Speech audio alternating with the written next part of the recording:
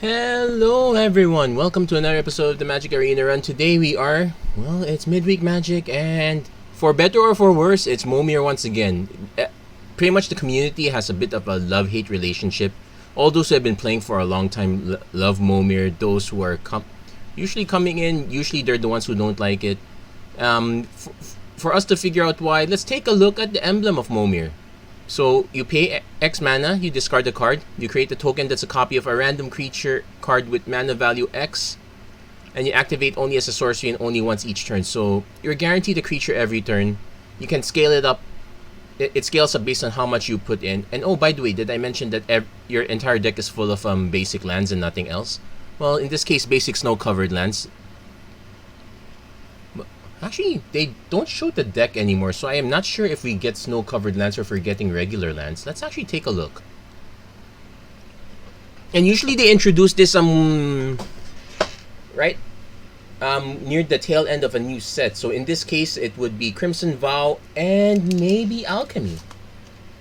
Actually, a lot of the Alchemy cards would really be bad here. I can think of a few Alchemy cards that are actually very good for Momir.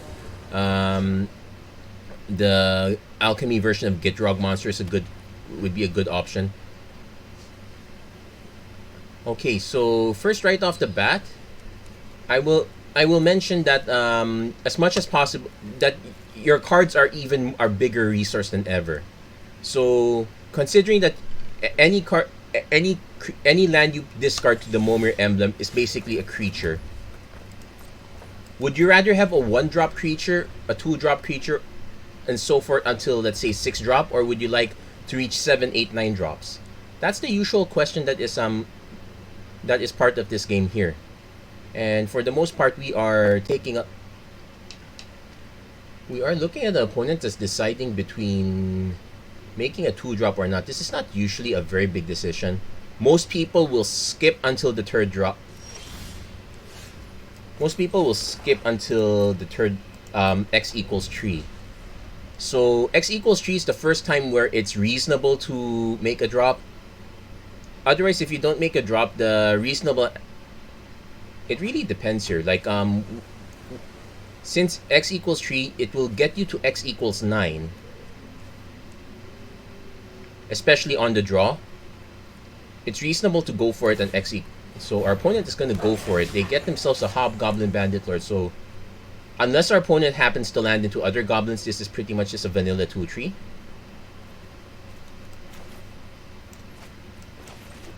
We'll see what we get in. We'll see what we get in to answer that.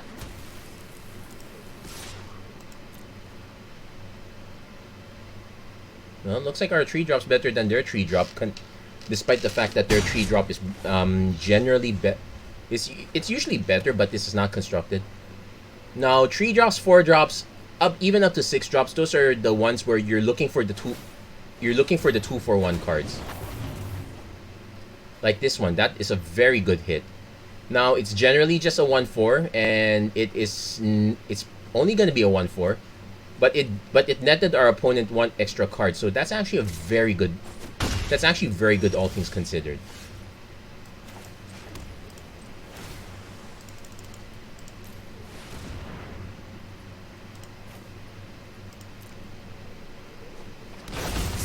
And let's see. Oh, exile up to 1 target creature card. Okay, so this is basically just a vanilla. So this is just a vanilla tree for the most part. Back in the day, we called it a hill giant. Opponent. Ooh, now that is a very good land. Now the exiling of cards not so significant. Opponent does having a flyer means they could take us down eventually. So we are technically very behind at this rate. But that's the nature of it. That's the nature of Momir. You're pretty much playing to see what you can get. Sometimes you get something great, sometimes you don't get something great. Now, Drider, it will block the Dargraph Horde. That's a good news. So for the most part, we're just going to be taking ping damage for the most part. Our opponent can choose to swing with the tokens. Now here comes the Now here comes x equals 6. A lot of people are afraid to roll x equals 6 because of bells and lock, but my argument is, no, don't be afraid of it. Just, if you're gonna lose the game, just lose the game. So be it. Now, opponent did make a good call pulling this back. This actually has reach. I actually forgot about that. So we're also gonna play the bells and lottery here. That's basically the one guy that can cause us to lose the game instantly. But you know what? If I'm going to lose the game instantly, I'd rather lose it early than late. Now, we did not, but instead we get to... Actually, many choices. We'll snipe the tree 4.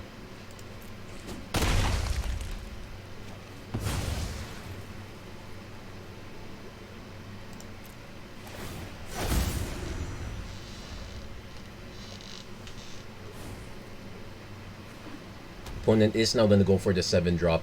7-drops have now become quite have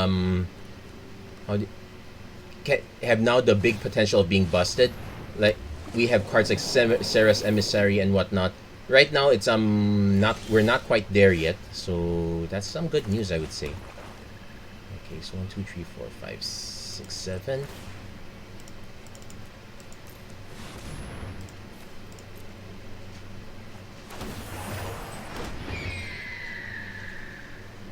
And we can't, no point swinging with the Gear Seeker Serpent on board. So it's basically at this point, whoever can land the first broken creature, our opponent is more likely to hit that. We will be able to hit x equals 9 consistently by being on the draw and starting at x equals 3. Opponent looks like they're really going for the Sarah's Emissary. So oh no, they went for x equals 8. So not quite there. We'll also go for an x equals 8.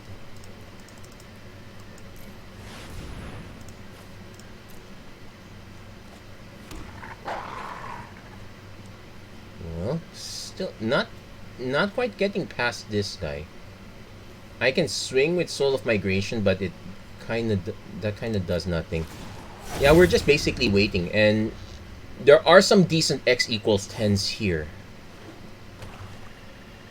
But it's now the question of who can hit the first busted x equals 9.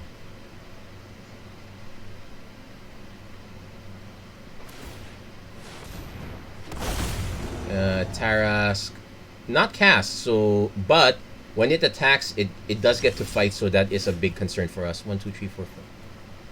Okay. All of a sudden, hitting Zakama not so great anymore.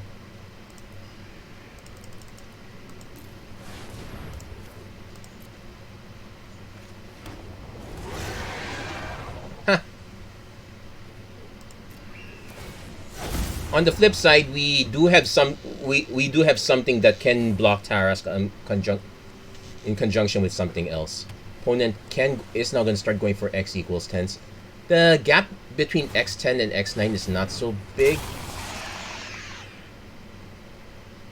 Now, this one can actually be a liability unless you can start hitting things that can, because you will run this will run you out of cards in a few turns.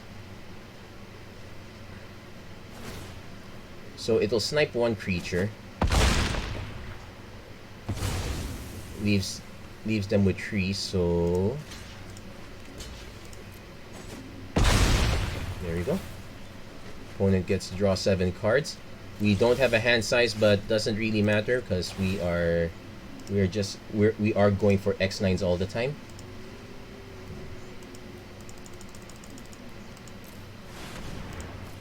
Something wrong with that x. At the beginning of your upkeep, you may draw 2 cards. This one's reasonably better. Now, if I can swing this, I lose my only island. I don't see the point. If assuming status quo remains the same, do we have an X11? I don't think there's an X11. Yep, opponent goes for an X10. Hits an Ulamog, which will run us out quickly here.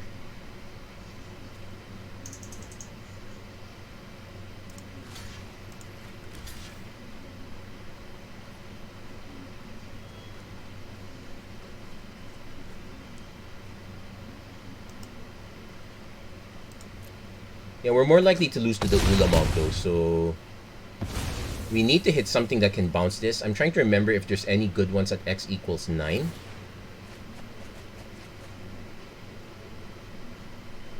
Oh, they actually still have a hand size to worry about. That said, this will excel the top 20 cards of our library, so we're more likely to lose first. We can hit our... We're actually gonna decline. I'm actually trying to remember if there's a good... No, the best one's actually x equals 9. So...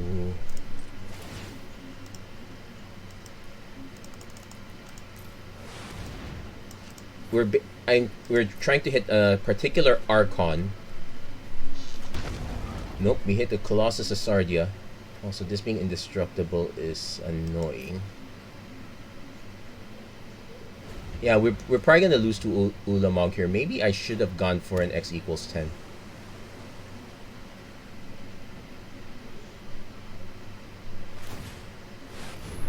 So going for another 10. Hits another Jingatax, yes. I would love it if they would have kept it, but nah, not happening. So we're not gonna be able to take it out, so no. Yeah, so I actually have to do the math. Yeah, we're going to lose first before they do at this rate. We really need an answer to this. I'm still thinking x equal... Wait, definitely not drawing cards. Yeah, this is where your knowledge of the game is very important here.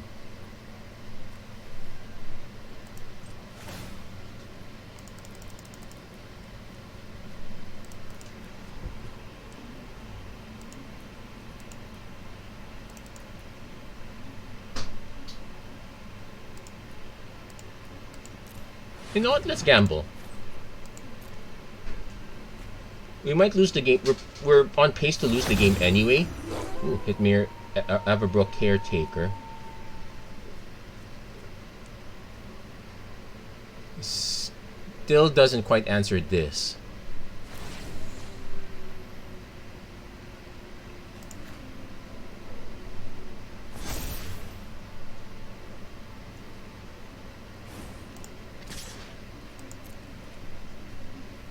Yeah, I need to do the math check. Because they draw 7, they go down to 11. Next turn they draw another 7, they go down to 4. Yeah, they're gonna beat us. We really need an answer to the Ulam. Well, we needed an answer to the Ulamog a lot earlier.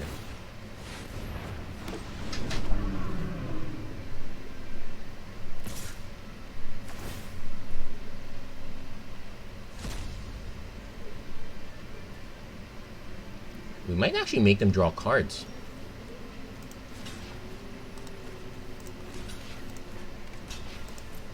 But yeah, this is some. But then, yeah, but this is sometimes the luck of the draw here. It is what it is, all things considered. And yeah, until they hit their Ulamog,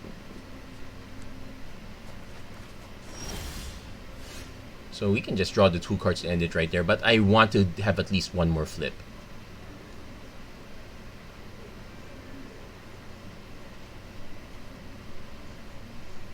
I wonder if there's a way to make them draw multiple cards.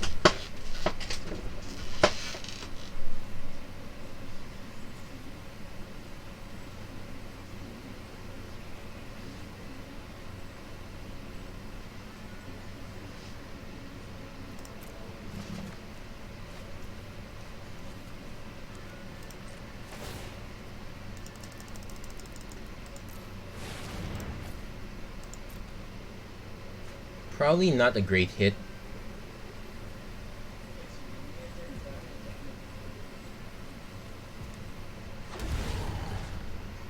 Wait, what's this?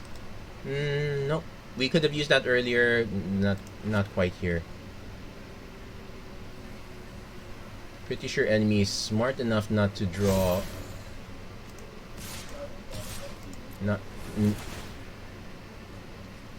not to draw cards. Yeah, they're gonna skip it. So yeah, we can concede that. We can concede this one. Even then, not that close, but it is a lot closer than I would have normally expected. And actually, one thing I would say is that Momir is more a test of character than it is a test of more a test of character than it is a test of how you play. It's about whether you can accept that you lost because of RNG. Like you can accept that you lost because your opponent managed to flip up an Ulamog. Sometimes that's how it is. You just have to learn how to accept things. So right off the bat, we're gonna start with. We will start x equals 3. I'm in fact tempted to start x equals 4.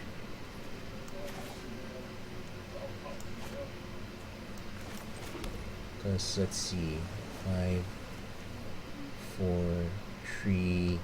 That's 5, 6, 7, 8. Yeah, if I want to hit 9 drops, I will actually want to skip 1. So we're actually gonna skip 1 here. It's kind of a game of chicken. Generally, it benefits. It benefits this play the one on the draw to start at 3 because you will hit 8 anyway. Oh, this one's actually very good. They can skip 4 and go straight to 5. So let's see.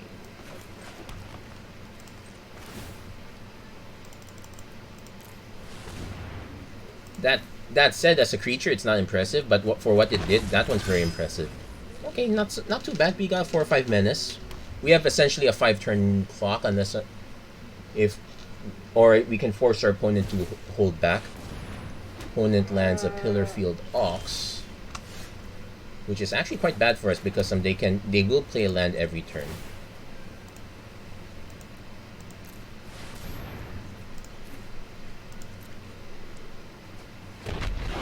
Whenever you sacrifice a permanent, well, I am actually gonna swing a Josu Vest. Yeah, I was not surprised that they did. They'll most likely play a land, swing with something, because this is very aggro for the most part. Will our opponent go for x equals 6? They probably will. And they hit the Vener's Transport. So we also hit x equals 6. I might as well try to land it first, see what we get out of it. Again, if you're risk averse and you don't want to lose immediately, don't play it. Oh.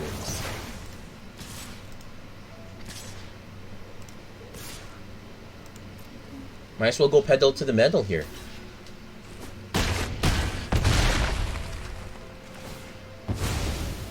And primarily also because our opponent can tap down any blockers we have anyway, so we might as well.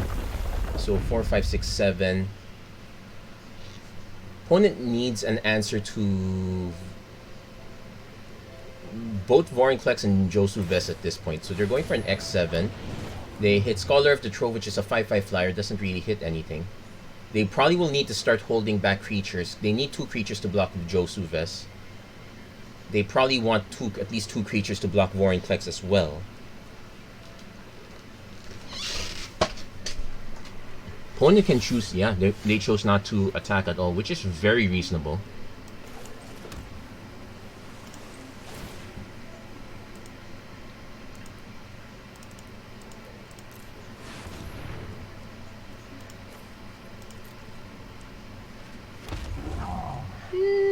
Not a big hit.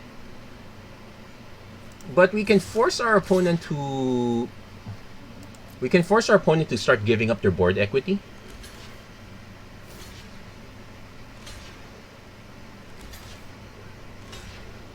Yeah, so they'll be left with a 5/5 flyer.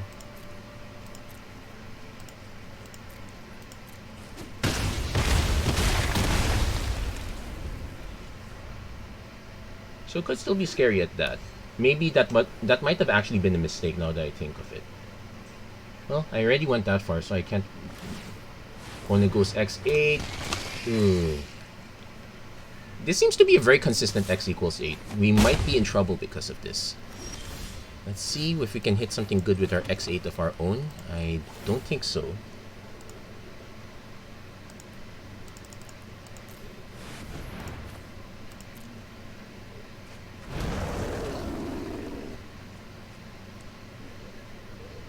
Oh. This is at the beginning of each upkeep. So opponent has to answer this. It's gonna be a very specific answer. Ooh, that's not gonna do it.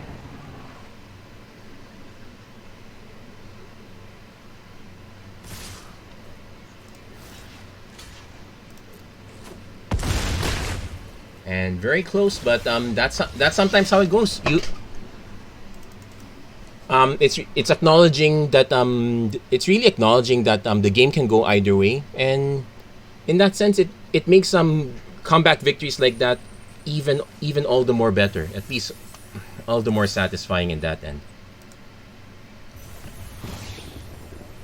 Another Kaya. Let's see how much further we go. Actually, there was a discussion like, how would it feel to have planeswalkers as part of the Momir pool? Let's say you can flip up a planeswalker aside from creatures. Most likely people are actually going to be very happy that you don't get to flip planeswalkers. That would, like, some of them can be really bad, but for the most part, a lot of them is just too much card advantage in a single package. It's kind of why a lot of people liked it when we had War of the Spark Momir for a time, but kind of soured on it afterwards. It is what it is. Also start drinking lots more water.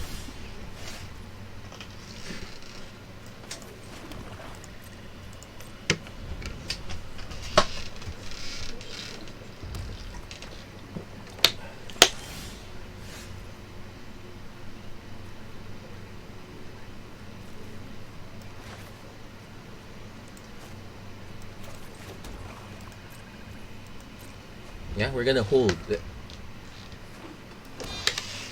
Now our opponent, also holding. I can respect that. But now we're gonna start dropping.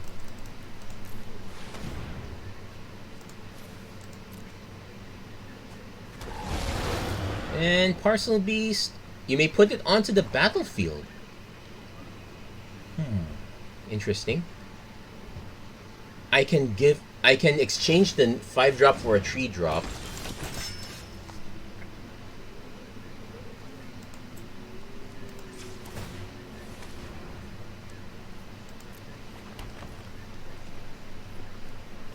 Oh no, I think I can still play a land. I still get a 5-drop.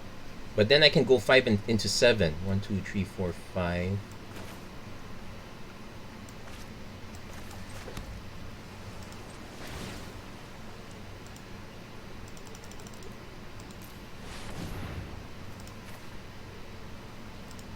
Actually, all of a sudden...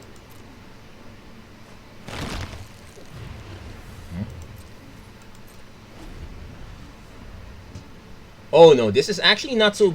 Well, it's kind of randomly weird. It runs through your library a lot faster, so if you remember in the first game, decking was a potential issue. On the other hand, you have a 5-3 that can... You have a 5-3 that can still... A 4-3 that can still punch. So that said, I am going to swing in with this one.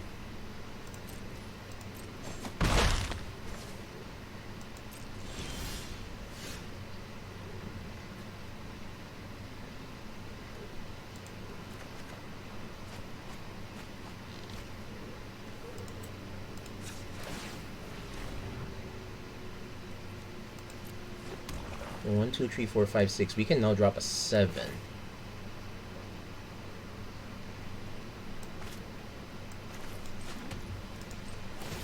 And that's one natural way to skip the 6-drop.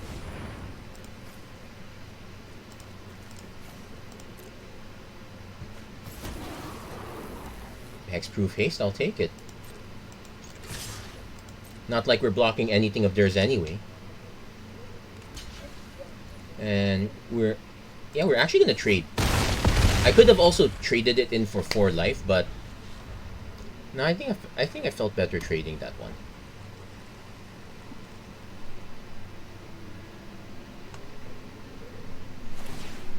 Opponent goes for their 6 drop. It's Vigilance 3/6. So let's see, 1, 2, 3, 4, 5, 6, 7, 8.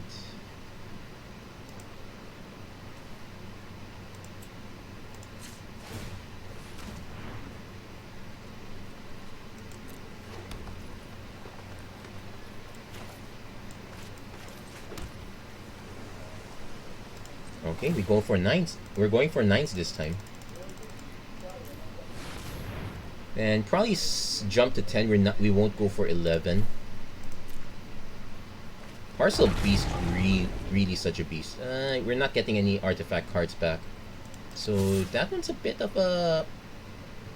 This one's a bit of a sad one.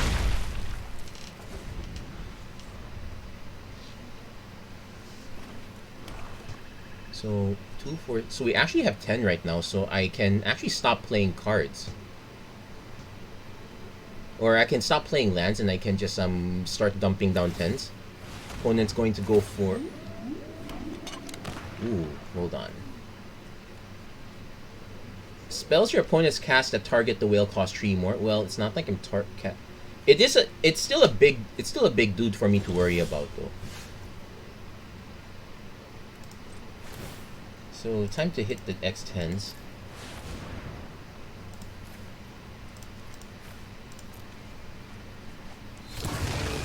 Like Ulamog, that would be a very good X10 to hit.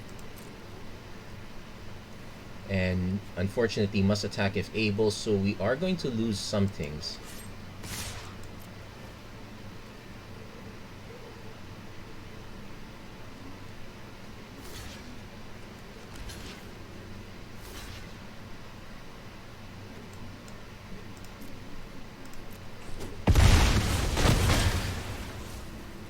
Even so, we did still get quite a bit of damage in, and I actually don't mind Ulamog attacking. Opponent finally hit their 8 mana, which could be make or break here because it's Serra's Emissary mana.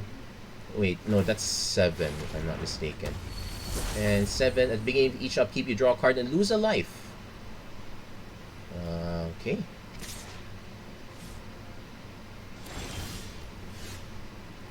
Opponent goes down to 4. We're gonna go for another X10, I suppose.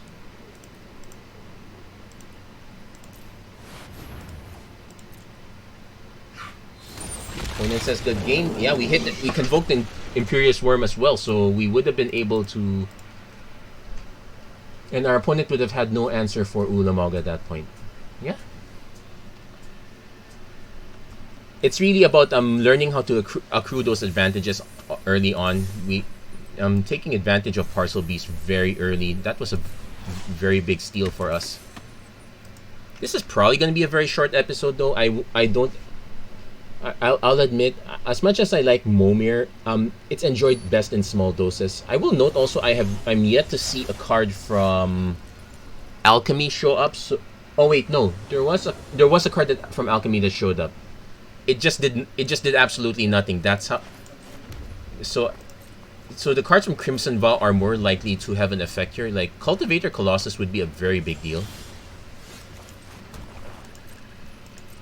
And so far, it looks like everyone's gotten the memo. You don't blow it on X equals 1 right away. I also would not blow it on X equals 2 right away, but because the quality ranges. There's a very big range of quality from really good to though a strategy is that it forces it forces the other player to start dropping so that they don't reach that certain mana.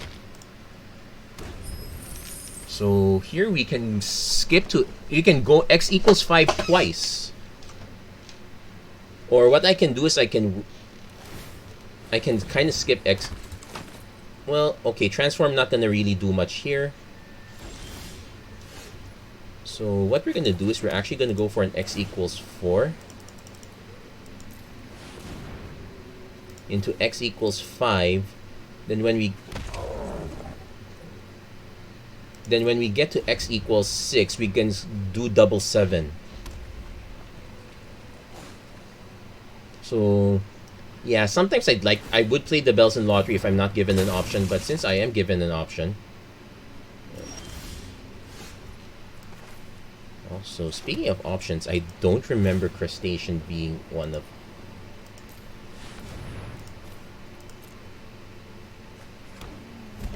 So no reason to attack yet. Well, this is also another dud. Well, it's 5-5-4-5. But when you compare it to the 5-5-4-4, yeah, it's a dud. When it goes for 5-5-4-5, you're not gonna find the green card, so you get nothing. Yeah, it highlights to show that the card quality really varies. So we're gonna go for x7 this time. There's an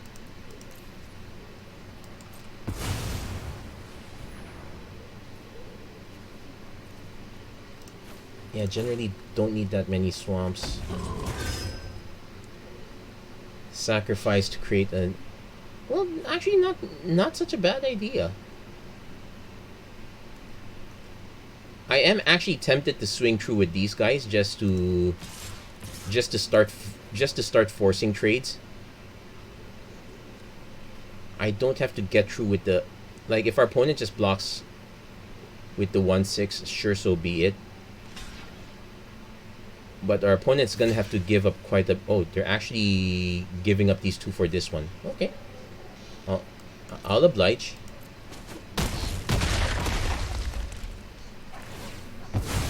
And you nothing to transform because it's a token. It only exists on one side.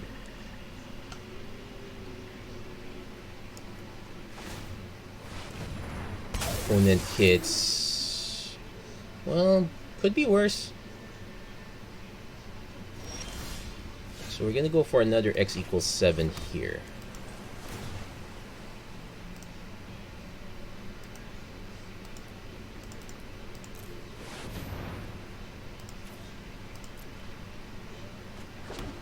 And yeah, that one's also a dud. So, but it is a flyer, so I can't complain too much about it. So at this rate, we're pretty much stuck at x equals 8. That was the advantage of our opponent starting at 2 just to get the train rolling. Opponent is gonna go for a 7. Artifact creatures you control are flying. Ooh, interesting. If I can find a way to, I would kill for another plundering barbarian, but I guess we'll stick with x8s. Also, another trick we can do is get the Knight of the Last Breath to die to give us a few extra tokens.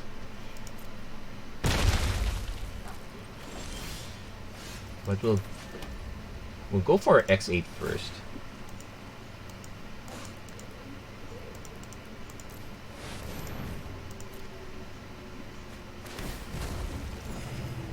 We can go for an x9 after this, so we're not gonna block.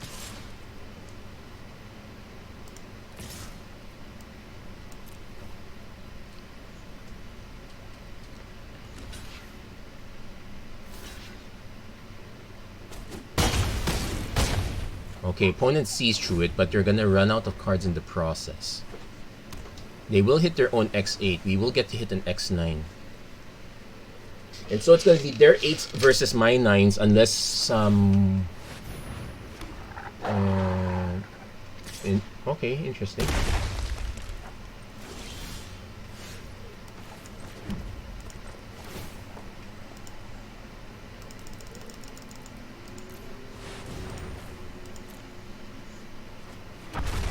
Yeah. It does get us to 10 though. I'll give it that.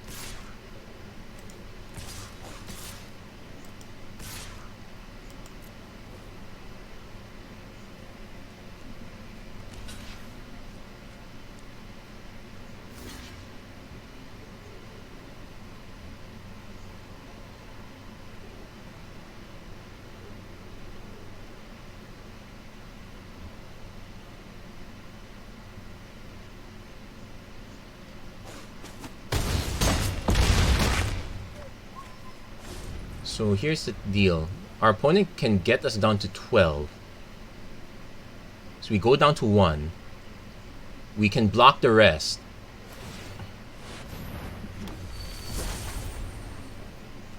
You draw a card and lose a life. Okay, so that doesn't help our opponent. Our opponent can take us down to 1. So we have to block everything else. If they swing with just this one, it's... Well, they're not gonna... If they don't want to attack, they probably will not attack.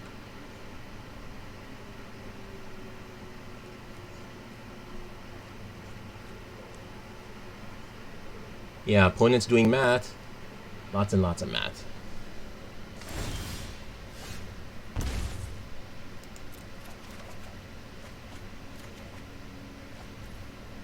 So now the question is...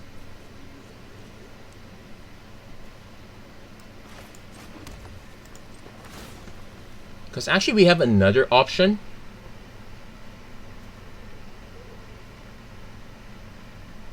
We can go x equals... We'll do x equals 9 for now. Because the other option is to go x equals 6. Swing with Knight of the Last Breath, get it to die. I'm actually going to swing with Knight of the Last Breath anyway.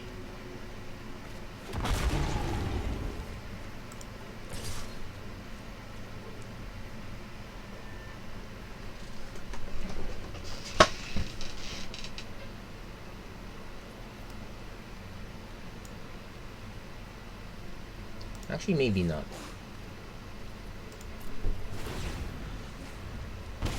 Because our opponent's gonna kill themselves with it's gonna kill themselves with Baleful Force unless they can hit something really good. They're about to hit. They hit their x equals 9 now. Oh, did I hit x8? Oops, I did not count. Okay, not gonna save them. Especially now that I actually have a blocker. Yeah, opponent's forced to go in with everything, so auto block, auto block.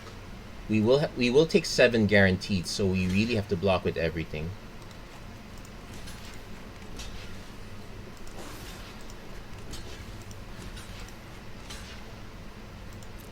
And the first things first is to make sure the Baleful Force lives.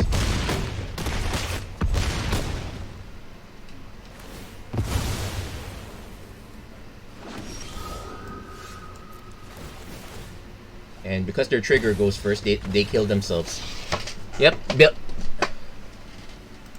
Yep, thank you, Baleful Force. Yeah, we miscounted that X there. So I'm sorry. I'm actually noticing a little bit of an interface issue. Maybe because I'm not playing on actual full screen. But there we go. That was a very quick run of Momir. Nice Dorothea skin, I suppose. And at this rate, I guess we can call this episode as it is. We did go through 4 games. First one was bad, but well, all of them were relatively close. I would say so. None of them were real feel bads. I guess the Parcel Beast game was the one that was not that was really to our advantage. But more often than not, it's really gonna be down to the wire. So just have to swallow your pride. You have to accept that. Yeah, games will swing either way. Momir is essentially the great equalizer. Now, you could still make gameplay mistakes, so try your best on that one. But otherwise, for the most part, you still have the game is mostly, you still have enough decisions that you can't blame everything on the game. That's it. That's gonna be it for this episode of the Magic Arena Run. If you like what you saw, please don't forget to like, share, and subscribe. Turn on notifications and whatnot. And as always, thank you so much for watching. I hope to see you guys again next time. Take care. God bless. Stay safe wherever you are. Have a great week, everyone. Take care.